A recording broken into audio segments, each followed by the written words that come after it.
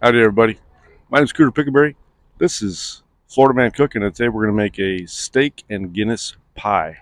I'm actually in Scotland right now, which is where I eat this thing all the time. I'm here quite a bit for work as a traveling Latin dance instructor.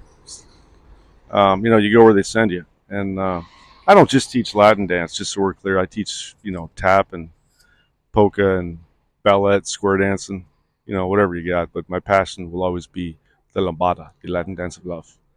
Anyway, here I sit in Edinburgh, Scotland, something like that. Not sure exactly how you pronounce it, even though I've been here quite a few times. Right behind me, there's a castle. So before we start cooking, just in case anyone wants to see what Edinburgh, Scotland looks like, we're going to do a quick, speedy walk. I'll speed it up 5 or 10 times, and we'll walk around and get a chance to see the castle on the streets. It looks like this is straight out of a Harry Potter movie. As a matter of fact, this is probably where they filmed it. Not that I ever saw a Harry Potter movie, but I've seen pictures. It's kind of close. Anyway, welcome aboard. Thanks for joining us.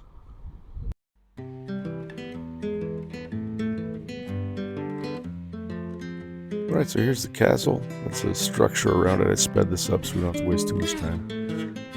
They have a bunch of bleacher seats that are there for the summer. They do a big military thing up there, music and bands and marching and stuff. So they put seats up for that. Just walking down the streets, they're all cobblestone streets. This is hundreds or thousands of years old. I don't even know. I should really look that up. But kind of narrow streets. Usually there's bagpipers out there. I didn't see any today. Some churches, a lot of shops, this is a heavily toured area. In the summertime, if you're there during the peak of the festival stuff, it's so crowded you can't even move. Not so bad today. Going down some stairs to the Miracle Mile, which is a street that kind of winds around with some really old buildings, a lot of colors, a lot of neat shops. A lot of people, but again, you can't even walk through there in the summer. It's just hideous. It's much better this time of year.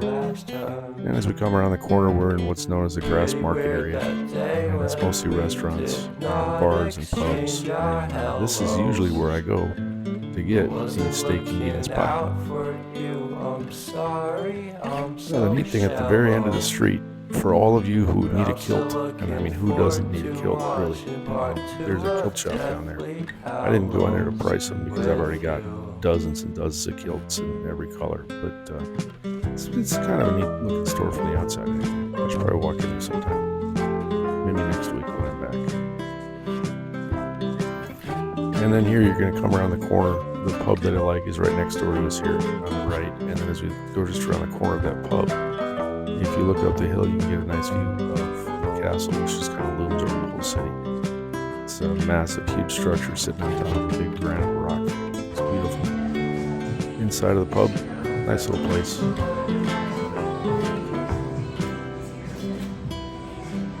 Not very crowded that hour, but it gets busy later on in the day. And that is how their steak and ale pie, steak and Guinness pie looks. They make single servings. We decided to make a giant batch instead. Why? Because they got a lot of mouths to feed. It's just easier than having a bunch of dishes going separately. However, it's actually easier to cook it that way. You can do the whole thing in one cast iron skillet, just throw the puff pastry over the top at the end. You'd be great. But I choose to do it in a Dutch oven and then pour it into a casserole dish later. So the first thing we're going to do is sear the meat. Now, normally people use chuck steak for this. This, for me, is a bunch of beef tenderloin that I had trimmed out when I made some Chateaubriands and some seared and smoked tenderloins earlier in the year. And I put them in a vacuum seal bag, and they were sitting in the freezer. And I thought, man, am I ever going to use those things? So I usually use them for beef stew or fajitas or whatever. And it's my favorite cut of beef. It's just so tender.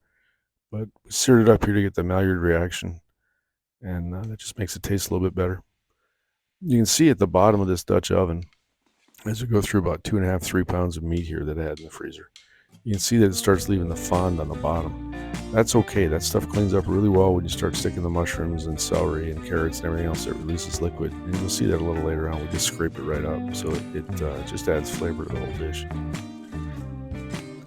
So these things are small chunks of meat. They're probably seared for 15 to 20 seconds per side. Just kind of roll them around in there and then pull them out.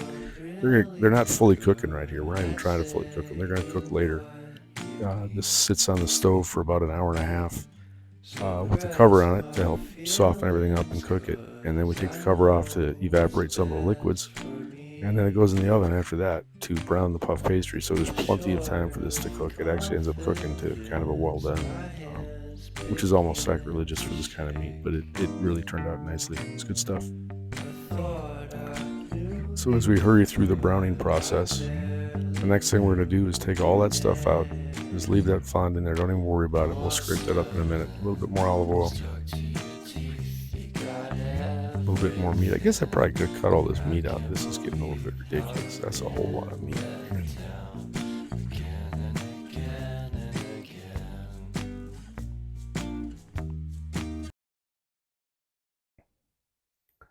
So we pull all that out, and then we start throwing veggies in. Now, everything that goes into this dish is going to be listed in the description below. I'll write a description of everything so you get the measurements, but it really doesn't matter. With most soups or stews, it's kind of how you want to do it, and it's whatever you got laying around. And that's kind of what this usually becomes for us. So we add a little bit more olive oil in it, and then we start dumping veggies. So we've got a fairly good amount of white onion, and then mushrooms, carrots, celery. We just stir that up a little bit. They begin releasing liquid almost immediately. I got to get all that onion out of there. They begin releasing liquid almost immediately, and when they do that, that cleans up all the brown bits on the bottom as long as you scrape them up. And you really want to, because you want that flavor. It's good stuff, man. Get a little scrape, then we're going to throw in some garlic and a bunch of other stuff. And again, this will all be in the description below. It's as good a time as any, I guess, to ask you if you enjoy any of this stuff to please like and subscribe. We could sure use it. Helps out the channel to grow a little bit, which is what we want to do. So here's some garlic, about 5 cloves, I believe it was.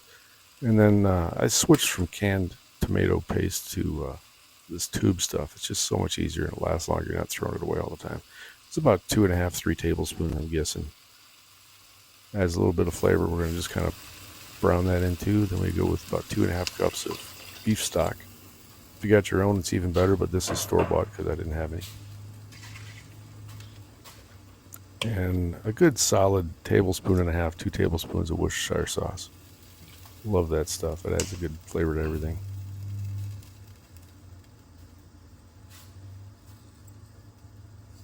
And then I've got some dried rosemary, and then I think it was 5 sprigs of fresh thyme and 2 or 3 bay leaves. I'm not sure the bay leaves really do anything, but they are fun to pick out later because they blend in with the celery, and it's kind of hard to find them. And then I dumped in a couple tablespoons of brown sugar to just kind of mellow out a little bit of the flavor of the Guinness stout ale that I put in there. Guinness stout is something I don't typically drink. I don't really like the flavor that much, but in this stew and later the pie, it just turns out great. I don't know, you boil it out and the alcohol disappears, so nobody gets drunk eating the stew, but it does really add a nice flavor. So after I bring it to a boil, I turn off the big burner, I put the simmer burner on, throw the lid on, let it sit for 1.5 hours.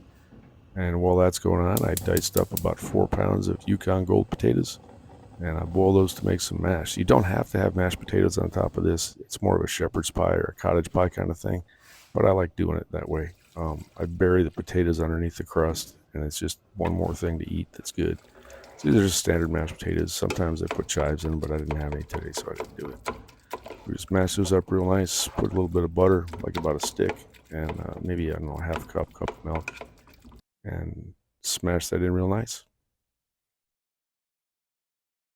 And then we grab the stuff that's been cooking for a while. We cooked down a lot of the liquids. They evaporated out, so it's still a little bit liquidy. If it's too liquidy, the potatoes sink, which it happens a little bit on me, but not too bad. I spread that out to make sure that I've got a nice level of meat and vegetables. And by the way, I just picked out some more thyme and bay leaves, I think. And I spread that out so that there's a decent base of solids underneath that liquid, and that helps the potatoes float. Otherwise, they just sink in and you need more potatoes. I used about 4 pounds of a 5-pound bag. I probably should have used the whole thing for this. But the neat thing about it is, unlike a shepherd's pie, it doesn't have to look perfect because you're going to bury it all in puff pastry and nobody's going to see it. They're just going to know when they get a piece, it's got some tater right in there, which is real nice. You can see one of the feral hogs sneaking around the bottom. That's Killer McPherson. She's a Chiweenie. So we got them spread out there. We just take a spatula and rub it all in. And again, it's not going to be perfect because it doesn't need to be. It's going to have puff pastry over the top that blocks the view of the splotchiness of my liquids coming out of the top of the potatoes. And that's what I'm talking about right there. So we grab a couple sheets of puff pastry and just follow the directions. We preheated the oven to 375. I think the box said to preheat it to 400, but I just did 375. I'm not exactly sure why I did that. And we just lay them out. Now with this, these were still maybe slightly frozen. I think it would have been better to wait another 10 minutes or so to do them. I've never made puff pastry. I always buy it. It's just so much easier. But you could do whatever you wanted there with a etching or anything with a fork or some art. Instead, I chose to help brown it and make it look nice and beautiful. I took some egg yolk, and I think, the fastest egg yolk spreader ever based on this video. Now what you got next is a parchment covered cookie sheet. The reason you do that, this is going to leak out the sides of this thing. You don't want that all over your oven. So it's really imperative that you put it on a cookie sheet. I use the parchment paper to make it easier to clean the cookie sheet. That's all that's there for. Looks kind of ugly right there. When it all puffs up, it looks great. It's nice and brown and bubbly and beautiful and absolutely amazing. Good stuff. Give it a little cut and a little scoop.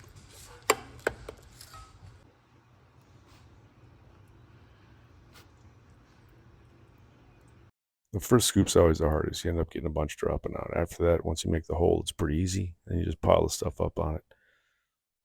It looks pretty good. It tasted really good. It's good stuff. I'm actually looking forward to getting home tomorrow night and having a little snack when I get there. I've still got some left over.